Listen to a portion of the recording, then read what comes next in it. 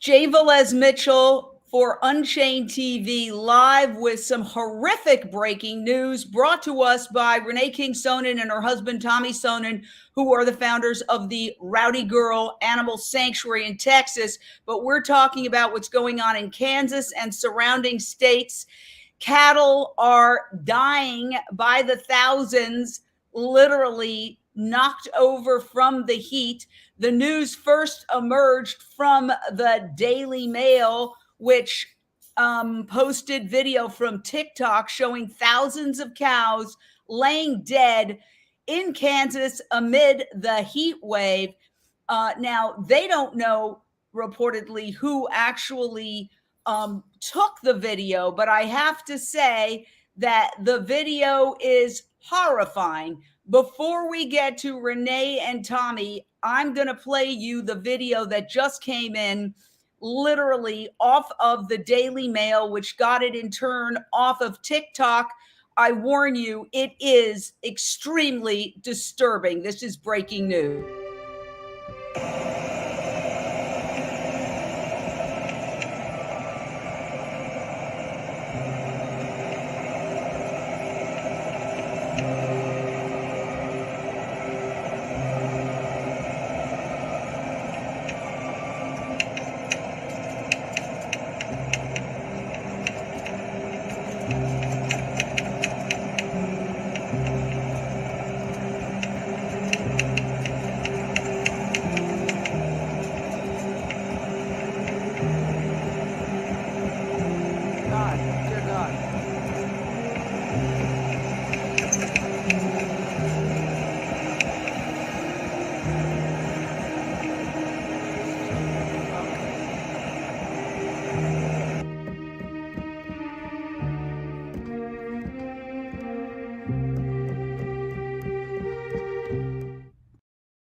I've seen a lot of things in my time, but that's one of the most disturbing and upsetting things I have ever seen. Renee, what was your emotional reaction as someone who rescues cows when you saw that? It just broke me down to my knees. It's like the end of the world. It's like the apocalypse. It feels so surreal that this is like the end. Climate change is unbelievably on top of us. And my emotional thoughts, as soon as Tommy was telling me about it, I was trying to get a hold of you as fast as I can. I know how busy you are, but I knew that, that we had to talk about this. It's just unbelievably shocking, horrifying. I love these cows. They come to our back porch. I brush them. I hug them. I, give them scratches all the time. They're our friends. We're doing everything we can to keep them safe, cool, fed, and to just think that they were just left to die like that without any relief from the heat is just shocking. And to know that the numbers are not even really apparent, that the, reports are, skewed. There's no telling how many have really perished.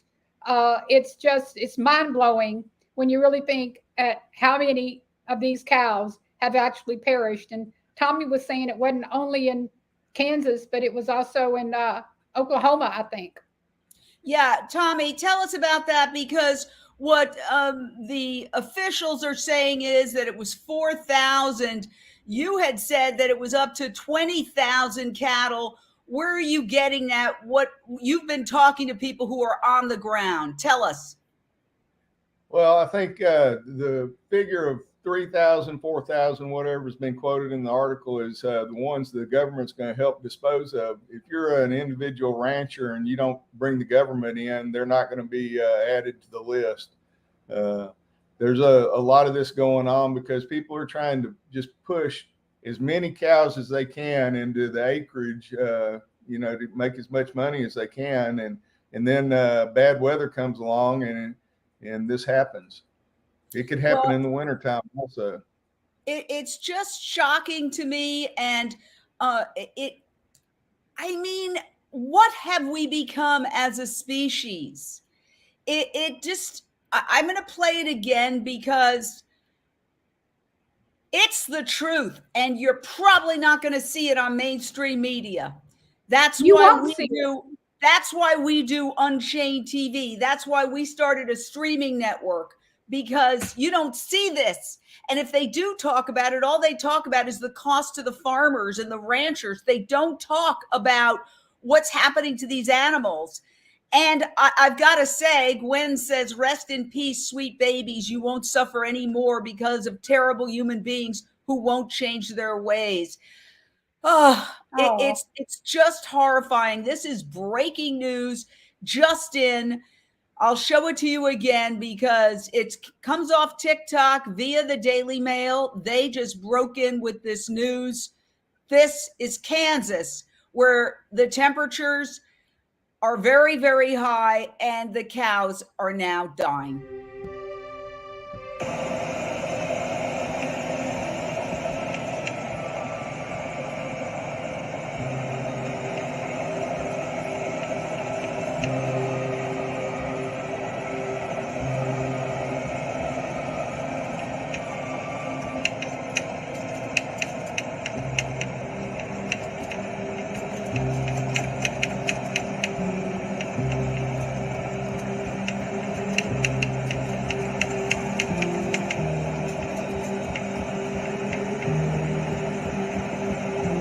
God, dear God.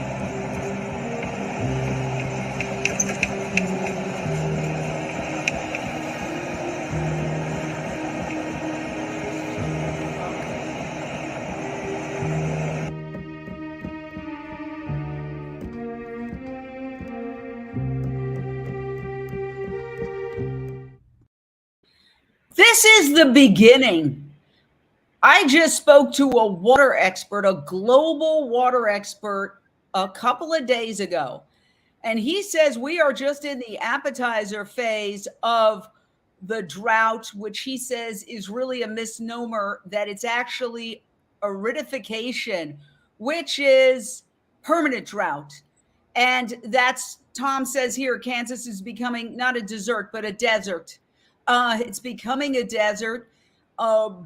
Climate change is causing widespread drought. And, you know, the only thing I could think of is that this is Mother Nature kind of telling us the animal agriculture industry, where humans raise in industrialized conditions and kill 80 billion animals every year, 80 billion, that it's just not sustainable. I think we're getting to that tipping point, Renee. What are your thoughts on that? well, you know, I was just doing the research a little bit ago, and in 2016, there was more than 20,000 cattle that died in a monster blizzard, you know, that swept across Texas in the Panhandle in December. You know, so I mean, it is happening every year. We're hearing about these horrific climatic events that are destroying animals, thousands and thousands of animals. Just a couple of years ago, we had a big blizzard, you know, the snow apocalypse here in Texas, out here in Welder, that, you know, a lot of animals all around us, you know, died. It's crazy to think that people, cattle ranchers, are forced. Cattle ranchers are forced because of the industry that they are in. They're forced to participate in this normalized business model. It is a model that is archaic. The days of cattle ranching on, you know, free and beautiful landscapes are gone. They live in feedlots. They live in horrific conditions. They don't have good water sources. They don't have proper feeding and nutrition. They're just fattened up to get ready for slaughter. It's you know, this is not a business. This is a killing machine, as our friend Dr. Rao always says. Let's show an alternative. I happen to have a video here of you with the cows that you wanted, one of the cows who you rescued. Look at the stark contrast from what the horror we just saw and what happens at a sanctuary like Rowdy Girl Sanctuary.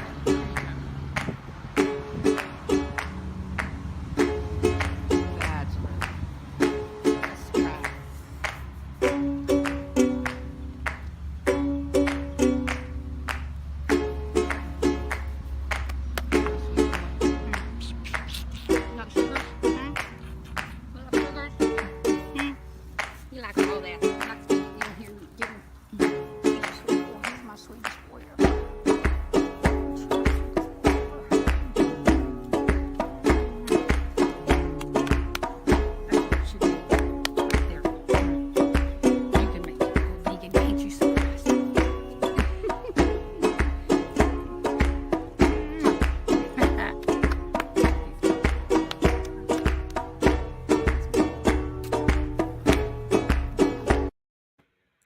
That's a happy cow.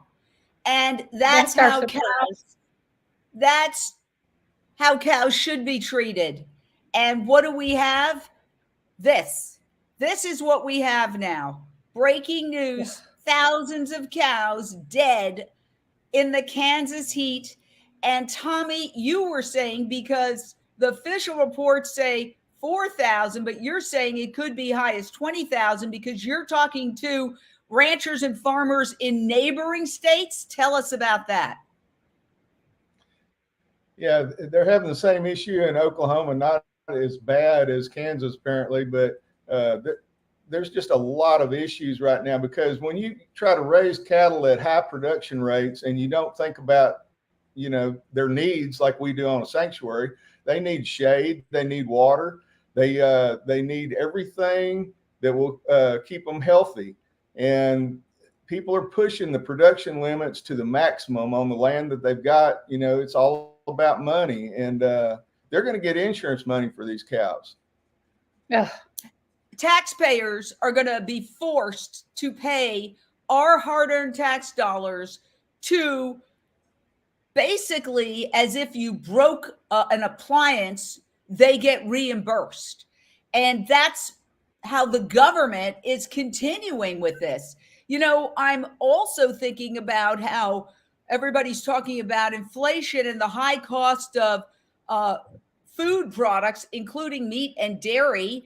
That's a good reason to turn away from meat, which is an incredibly inefficient food source. It takes 5, 8, 25 pounds of 10 pounds of grain to make 1 pound of steak. Instead of trying to subsidize animal agriculture, this is a perfect opportunity, because of inflation, because of climate change, to say this isn't working. Let's transition out of it. And yet you have the administration just recently giving farmers $1 billion to create more slaughterhouses. All independent farmers and ranchers are being driven out of business, sometimes businesses that have been around for generations. It strikes at their dignity, their respect, and the family legacy so many of them carried for generations after generation. We're going to invest $1 billion in new and expanded meat and poultry processing capacity, funding that was included in the American Rescue Plan to revive our economy. Tommy, what's your reaction to that? Giving money for more slaughterhouses at a time where meat and dairy is increasingly responsible for the climate crisis. The carbon footprint of meat and dairy items is so much higher than plant-based products. The fact that meat and dairy, that industry, contributes to climate change, habitat destruction, wildlife extinction, human world hunger, because it's such an inefficient source of food. 75% of the soy grown is fed to farmed animals when it could be feeding kids who are dying right now. What's your reaction to the government's attitude toward this when they claim they want to stop climate change? It's a dead end street. The aquifers are going down. We can't keep doing this. We've got to plant trees and collect that carbon and take care of the animals, on sanctuaries, of course, like we do, but that's just like an example of what can be done.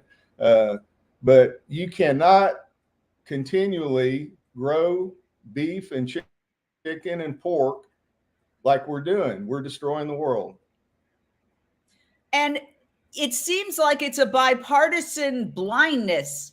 It doesn't matter who's in there. The truth is, and this is an editorial, but the USDA has been co-opted by the meat and dairy industry. Indeed, Tom Vilsack, who is the head of the USDA, is a dairy industry trade group leader. So it's like they run the government. They run the government. This should be a wake-up call.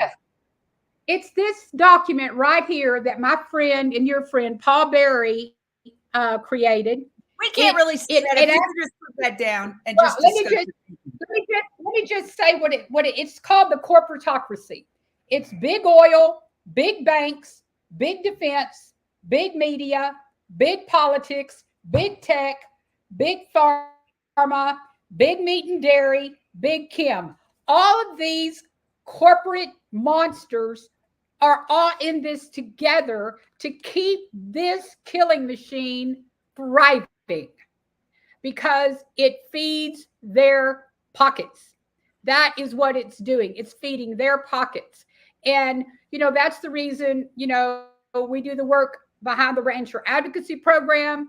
That's the reason, I'm on board with the Agriculture Fairness Alliance, doing whatever I can to help create change in our legislation. With the Farm Bill coming up this year, we're working tirelessly to see what we can do to create new systems, because we cannot go toe to toe with all these big industries. There is no way we can go toe to toe with all of these big industries. We've got to create systems that are so appealing that these farmers and ranchers that are duped, they're duped into buying into this killing machine. And so if they can see with their own eyes a system where they can grow mushrooms, exotic mushrooms, and produce 60 to 70,000 pounds a week, which is what our state-of-the-art facility in Arkansas is going to be able to do at its capacity. 60 to 70,000 pounds a week of fresh exotic mushrooms. Who wouldn't want to do that instead of stomping around in a bunch of dead animals, their feces, their urine, and their dead bodies? Yeah, well, people are really shocked by this. We certainly can't answer all the questions and solve all of it right now, but in a way we could. It's a pretty easy fix. Amira St. John's, this has to stop, damn it. It's about that simple. I mean, we've got so many people who are commenting right now about the insanity of this.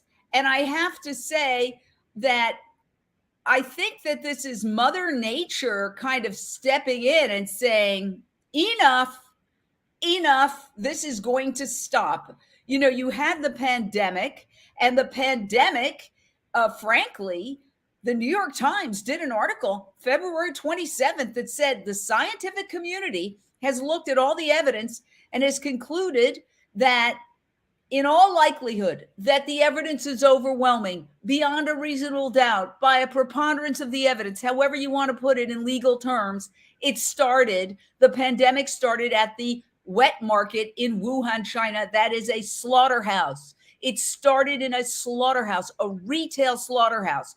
And before we point the finger at China, there's about 100 of those same retail slaughterhouses in New York City, and there's like 70 here in LA. They're all over the world. So the pandemic, that killed 6 million people. Then you've got climate change that is making everybody miserable right now. The entire Western United States is in a heat wave that is intolerable. You've got the drought. We have water restrictions right now on watering our plants here in California. You have world hunger. You have kids dying of starvation in Somalia because they have nothing to eat, while it takes 8 to 25 pounds of grain to make one burger. It's inefficient. You've got the water pollution. These cows, millions of cows polluting water with their feces. You've got the consumption of water, the thousands of gallons of water it takes to produce one meal of meat. I could go on and on. Heart disease, the leading killer, mostly from clogged arteries, from cholesterol and animal products. What's it going to take? And now we have this hideous video that just popped up on TikTok, which led us to jump on. My hair's wet. I was just getting out of the shower when you contacted me and said, we've got to go on this. This is happening now.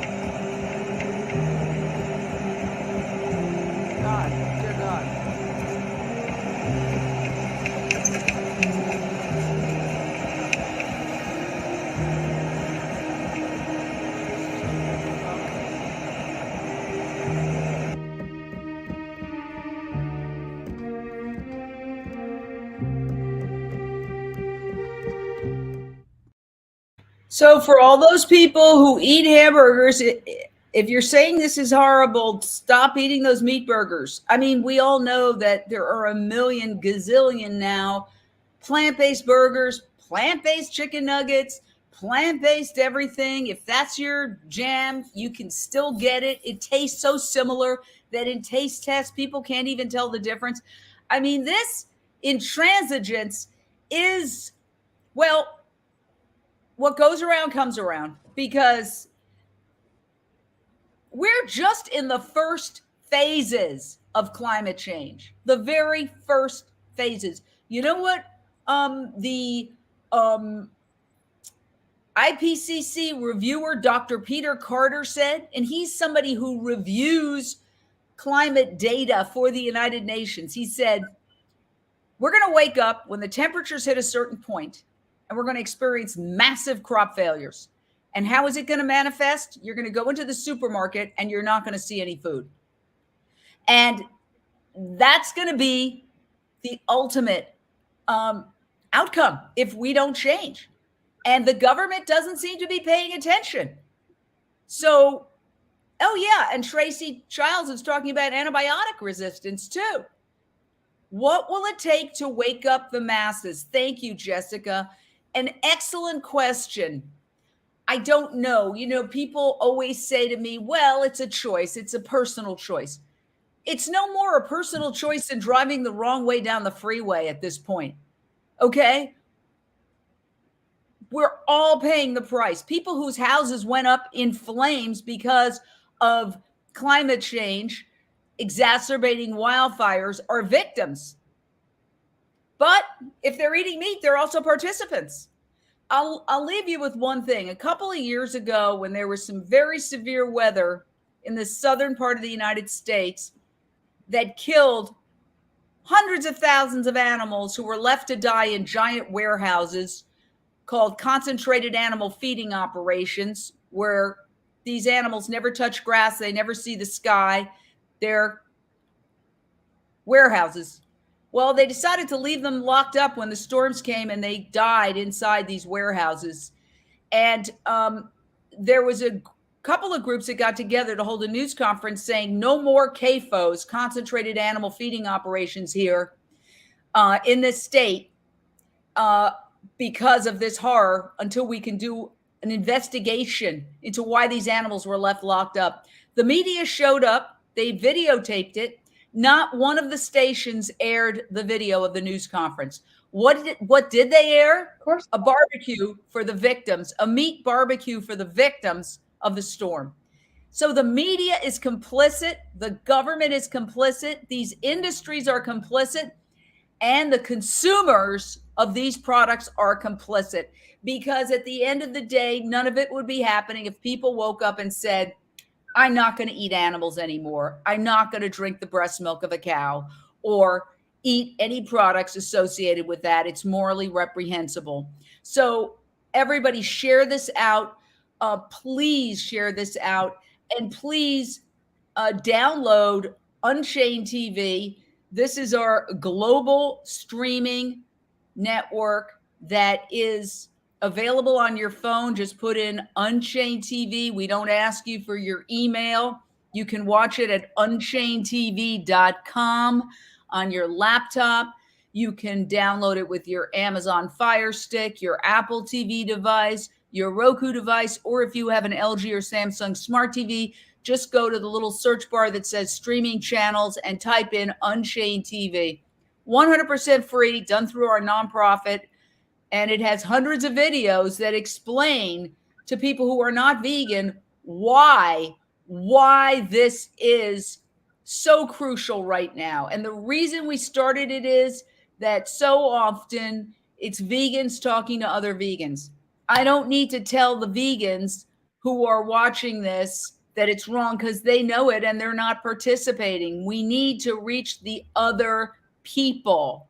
And the way we do that is by sharing out this information. Think about the meat eaters that you know who would be horrified, otherwise good people, okay? And share this video out with them if you're upset. Share it to groups. We've got to get out of the vegan bubble and get to the mainstream, because the mainstream media, which is completely run by their advertisers, which are fast food and pharmaceuticals, they're not telling this story. They won't even use the word slaughterhouse. And if they do mention this, they're going to do it only from the perspective of the farmers' pocketbooks. Yeah. We are living in a terrible matrix, and it's time to break out of it. Okay? And I just urge you, wait, let's see. Somebody, hey, vegans, how about stop killing farmers' cattle to prove your leftist point? Is that how this happens during the leftist Green Deal agenda? Let's see if they were poisoned. No, George, I'm sorry. Your conspiracy theory about somebody going and poisoning 10 or 20,000 cows is absurd. Sorry, sir. Tommy, This is one of the problems.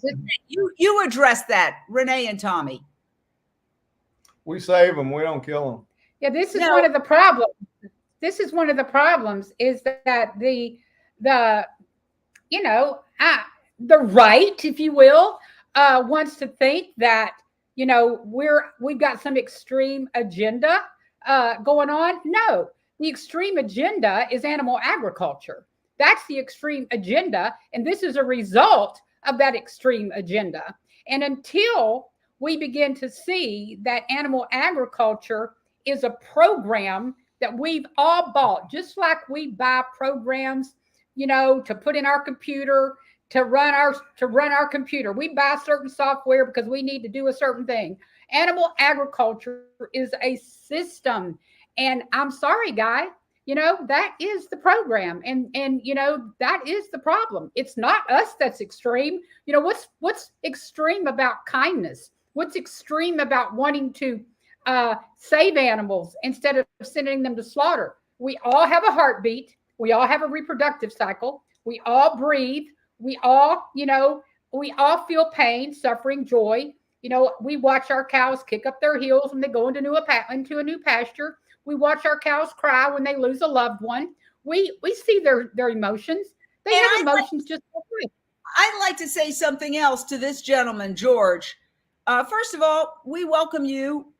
Your opinion is something that we need to discuss because there's other people out there who feel as you do. So you're saying it's a leftist Green Deal agenda. Well, let me tell you something. What we have today is not capitalism. When we are subsidizing these industries, okay, with your tax dollars and my tax dollars and everybody's tax dollars, that's socialism. That's corporate welfare. That's corporate socialism.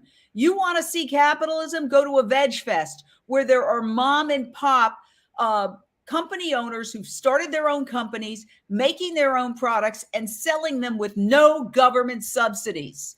Okay? You want to talk about socialism? What about those who leave their cows in situations where they keel off from extreme heat, being rewarded by the federal government with insurance paybacks? They have no consequences. Again, our tax dollars. That's socialism. That's not capitalism. When you have a dairy industry trade group leader running the United States Department of Agriculture, that's socialism. That's not capitalism. So I think that you have to really, really examine the terms that you use, because if we were in a truly capitalistic society where the government didn't subsidize meat and dairy to the tune of 30 some billion dollars every year, you would see plant-based foods taking off, because by their very nature, they're cheaper. Okay. If it takes all of this grain to make 1 pound of beef, obviously it's cheaper to eat the grain. Renee. Right. No, Well, exactly. And that's what let me just interject this, because what we're going to be talking about at the RAP Summit, July 30th, which Jane is co-hosting with me, we're going to be talking about all of these solutions. That is what our panelists are going to be talking about, is how to solve these problems. And it's not a leftist group. This is a very, very bipartisan, we're all in this together. This is not a leftist thing. This is a humanity problem. And, we need to all come together. And the RAP Summit, July 30th, is online. And we've got a former chicken farmer, cattle rancher, a husband and wife that's going to be on there that are transitioning a cattle ranch, 240 cows that we save from going to slaughter, 4 20,000 square foot chicken barns that are being transitioned to grow beautiful mushrooms. This is happening in Arkansas. And the mushroom grower is going to be on talking about this state-of-the-art, proprietary, confidential, technology that we're implementing there, that we're going to unveil at the summit. Times are changing, and we all need to grasp the fact that we do not have a big enough planet to support the growing population and the animals that animal ag is trying to shove down our collective throats. Well, on that note, thank you everybody for joining us. Please share this out. Again, this is breaking news that just happened. We thank the Daily Mail for its reporting. There are exceptions to the mainstream media news blackout on animals, animal welfare, plant-based, and the Daily Mail, the Guardian, the Intercept are 3 news organizations, along with our organization, which is Unchained TV, that report on this. But if you see this on any news station, it's going to be almost, I can promise you, about the poor farmers and the money they lost. Not even probably mentioning that they get reimbursed by the government. It's morally reprehensible. There's something we can do about it. Please download our app. It's 100% free, done through our nonprofit.